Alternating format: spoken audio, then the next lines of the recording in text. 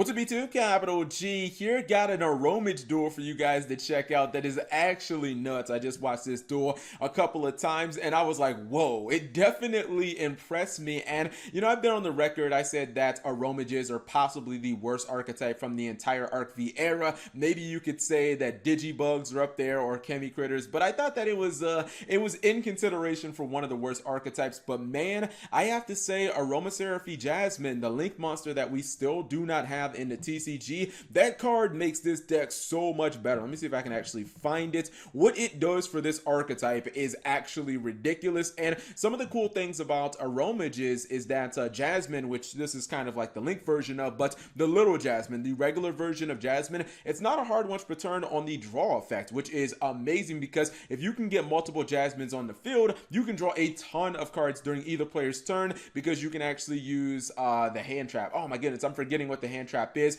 It'll come up in a second. And Lone Fire Blossom, I've said before that this card should fucking be banned. This card is nuts in the deck as well. So let me show you guys what exactly I'm talking about and some of the crazy plays that Aromages can actually do. So playing against Noble Knights, he makes a pretty terrible turn one board. I always say in these duels, I ask myself, did you make a competent turn one board? Which generally means, did you make at least one way of stopping your opponent from doing something?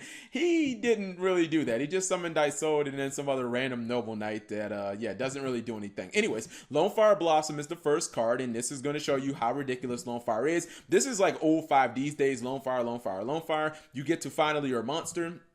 He has his Jasmine on board. Now he's going to use Aroma Garden. That's going to give him 500 life points. When you gain life points, then Jasmine lets you draw a card. Okay, pretty simple stuff. Now, since he did happen to draw the perfect card, this is the one I was talking about, Angelica. Yeah, since he does have higher life points than his opponent, and it was lucky he drew Angelica, he gets the extra normal summon. That's a hard once per turn. Now he can go for Jasmine. Now, since his Angelica was in the graveyard, he can special summon it back since he has more life points than his opponent. Now, when Jasmine leaves the field, when Angelica leaves the field, it is going to banish itself, but that's so inconsequential here.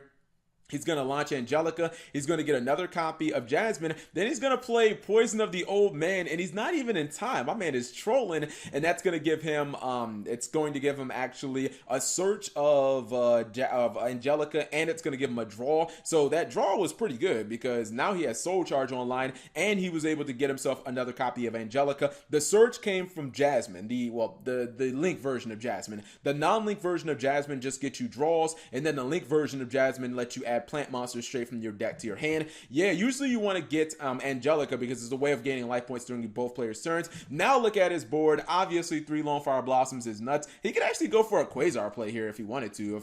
If he ran all the cards. Now he has 3 copies a Jasmine on board, and it's gonna get pretty damn nuts. You don't usually see Aromages make a +5 turn 1, although maybe you say, hey, Cap G, he played Soul Charge, his plus really ain't all that impressive, but it's gonna get pretty damn wacky. When you have 3 copies of Jasmine on field, well, 4 technically, he activates Poison of the Old Man, and look at all of this action he's going to get. He's gonna be able to activate all monsters on the field, and he's gonna get like 3 draws as well. So he not only, he has 2 copies of Angelica now, so he just has cards to throw away, but he actually gets a whole bunch of draws as well.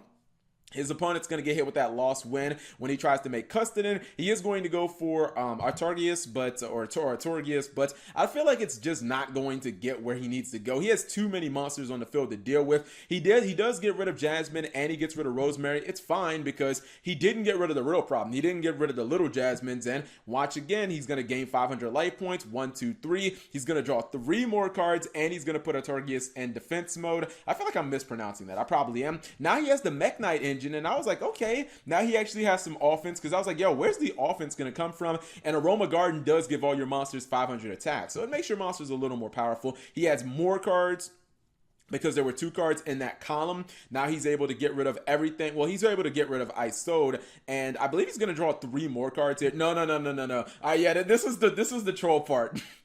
This man already has every single zone on his side of the field locked, right? He has 11 cards on the field, and he has 6 cards in hand, right? Now, at that point, 10 plus 6 plus 1, we're at 17 cards, I believe that he has. So he's like, Cap G, 17 17 cards ain't even enough, bro. I need to draw 4 more cards, Cap. 17 cards isn't enough. So he decides to go double Reckless Greed, Solemn on the Noble Knight Exceed, and he goes and he activates the Jasmine, or the Angelica from his hand. That's going to give him 1800 more life points by targeting the Rosemary in his grave. And of course, drawing is just, he doesn't have enough cards, guys. He needs to draw 3 more copies of cards that can help him win. This is crazy because this is only like his, second, or no, he's going into his 3rd turn, and he only has 7 cards left in his deck. Like, he's legitimately about to deck himself out at this point. He's been drawing so many cards, and he's drawing 3 more cards as well. So he's like, Cap, I will deck myself out. I dare. He's like, dare me, I'll do it. Oh goodness. Now at this point, he decides to stop messing around and actually summon some monsters and have a little bit of offense. I thought he was going to go Borlo Dragon here because I felt like that could have been at play. I wonder if he runs Monster Reborn in this deck, because it's actually one of the cards that we didn't see. He has so much advantage. Yeah, I thought that Borlo Dragon would just kind of be the card, but the Artorias, it only is protected from battle 1 time. So yeah, it's protected from battle that 1 time, but other than that, like, he has way too many monsters on field for his opponent. Actually, no, his opponent is going to survive this, if I'm not mistaken. Yeah, he has 1,000 life points.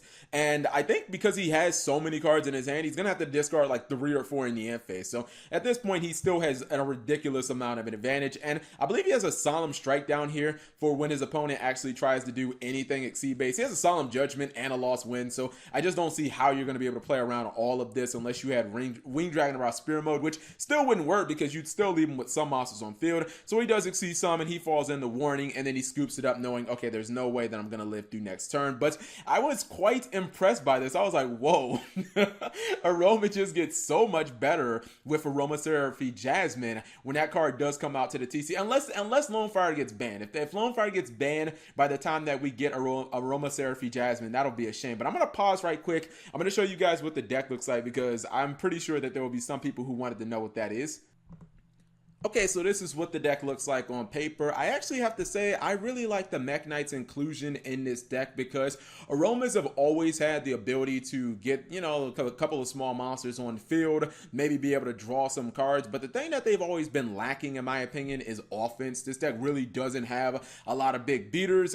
Some of the Aroma monsters like Rosemary, and what's the other one? There is one big fire one. Actually, there are 2 other Aroma monsters that just people don't use because they're just incredibly underpowered. Like, they don't really do much on the field. And even something like Jasmine, which you saw him completely exploit in that duel, Jasmine is a great card, but you know, Jasmine is also just a 100 attacker, so you're not going to really put this card in attack mode ever. You're going to sit it in defense mode with 1900 defense. I like it. I think the Solemn Brigade makes a lot of sense in this deck because paying life points is so inconsequential when you're constantly gaining life points from Aroma Garden and from Poison of the Old Man.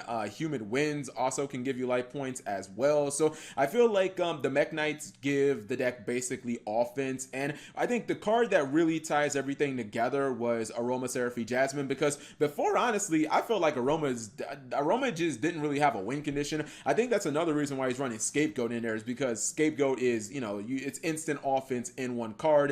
I mean, that's what they should literally name this card. Like Instant Fusion, they should name this card Instant Offense. So I feel like the Mech Knights give the deck offense. I think that he's running Reckless Greed to get to those power cards to make sure that he can get to a Scapegoat really early. I like the inclusion of all of this Spell and Trap Monster Negation, because Aromages don't really have any stun cards. Like, you can get a whole bunch of draws, and then it's like, what can you really do with them? If you have no ways of stopping your opponent, then you're just eventually going to get Raffle Stomp, because your opponent will eventually get over that Jasmine. Having the Solemns in there, having Lost Wind, a card that you can activate twice, essentially having the Solemn Judgment stops evenly matches, because you did see in his first turn he had, what, 11 cards on field, so Solemn Judgment would definitely be needed. I mean, I really never thought that I'd see Poison of the Old Man outside of, you know, like Chain Burn and stuff like that, or maybe a little more decks now because of the new end of match procedures and how great this card is. But I kind of like this build, man. I like this build of Aromages. I'm trying to think if there's anything anything else, I would, you know what? I would probably, just because I've always been a fan of 41 cards, I would probably consider a solemn warning in here as well. Maybe I would cut down no, you need terraforming, because Aroma Garden is a way of being able to instantly activate your Jasmine, the little Jasmine, not the Link Jasmine, and that's what kind of gets the deck started. What could you possibly cut to get this down to where you could put a solemn warning in here? Maybe you could possibly cut a Scapegoat, because once your deck gets rolling, I don't think Scapegoat's that important. I feel like Scapegoat is most important when you don't have any offense, but once you get the Mech Knights and stuff, I kind of feel like Scapegoat's not as important, because you're going to have so many monsters on field, you're not really going to have the space to actually resolve Scapegoat. In fact, most of the time, what I think will happen is Scapegoat will be used for like the nightmare monsters, and you'll end up just discarding the Scapegoat. Same thing can be done with Lost Wind as well. But I thought the deck was kind of fun, and I mean, who knows? Hopefully Konami gives us this card by the end of the year. I forget what the set that comes after Soul Fusion. It's like something Strike, or like super like Devastating Strike, or something like that. But maybe it'll come out in that set or in Soul Fusion. Cross your fingers, because it drastically improves this deck.